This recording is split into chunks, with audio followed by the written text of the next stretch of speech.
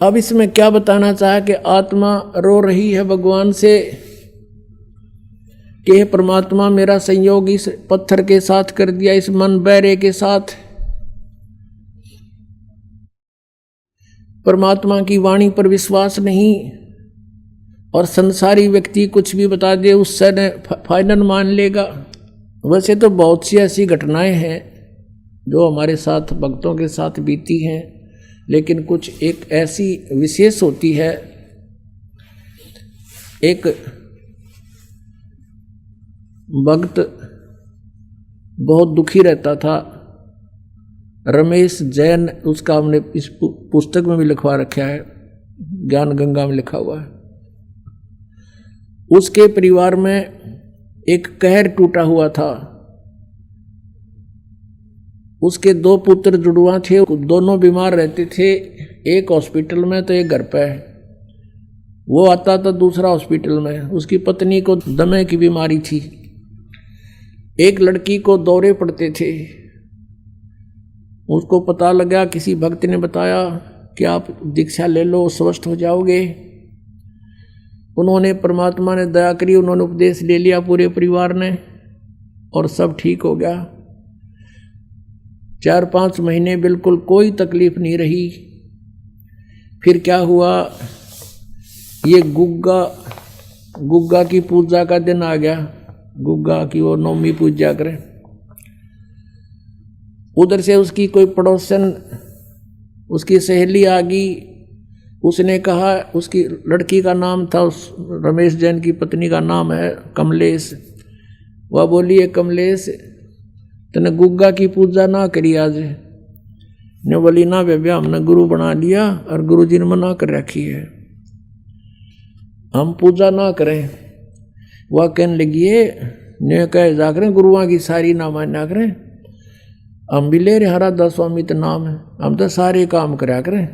और उसने बता दिया कि एक ना ऐसे ऐसे उसने ये पूजा ना करी थी देवताओं की, उसका एक का बेटा था वो मर गया, अब रोवर टक्कर मार के। अब वो आखिर में डरा के छोड़ी, और उसने वो जंतर मंतर कर दिया गुग्गा वाला।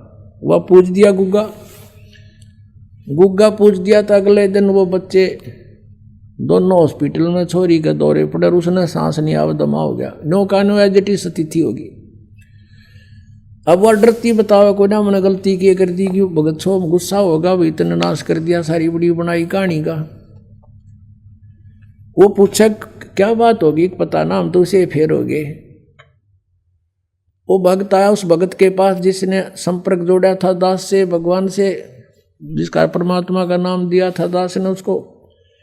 उस भक्त ने के पास गया, वो उसके पड़ोस में रहता था। उसने कहा, भाई महाराज फिर उसा हाल हो गया। वो रमेश बोला, भगत बोला, भाई ऐसे तो नहीं हो सकता। उसने हमारे से संपर्क किया कि बताऊंगा तुझे। उसने हमसे बात की, मिला, मैंने बताया भाई उसने कोई गलती करी होगी अवश्य।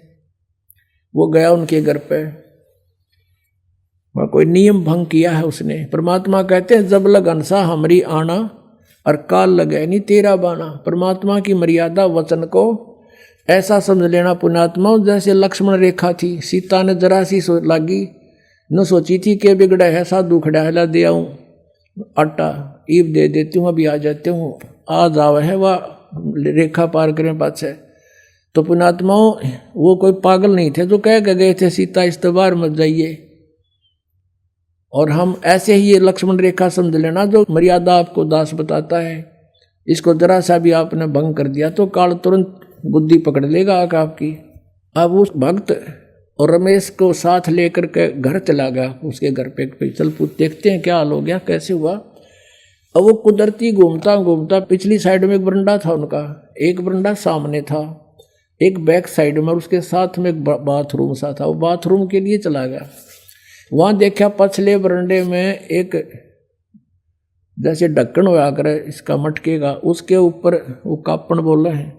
वो ढक्कन पर कुछ जंतर मंतर करा के धूप दाप गूगल गागल कुछ दाने डाल रखे हुए, लटोटर सा जैसे करा करते हैं। उसने आके पूछा कि भाई यूँ क्या कर रखा है तुम्हारे घर में? परमेश ने अपनी पत्नी से पूछा कि ये क्या कर रखा है। ने बोली गुग्गा पूजी थी, मैंने गुग्गा की धोख मारी थी।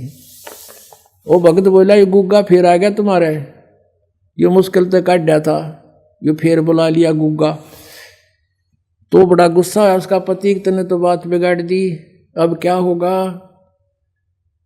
उससे पूछा बे तने ऐसा क्यों किया। वह बोली एक पड़ोसन आ गई, मत नाटी बतेरी।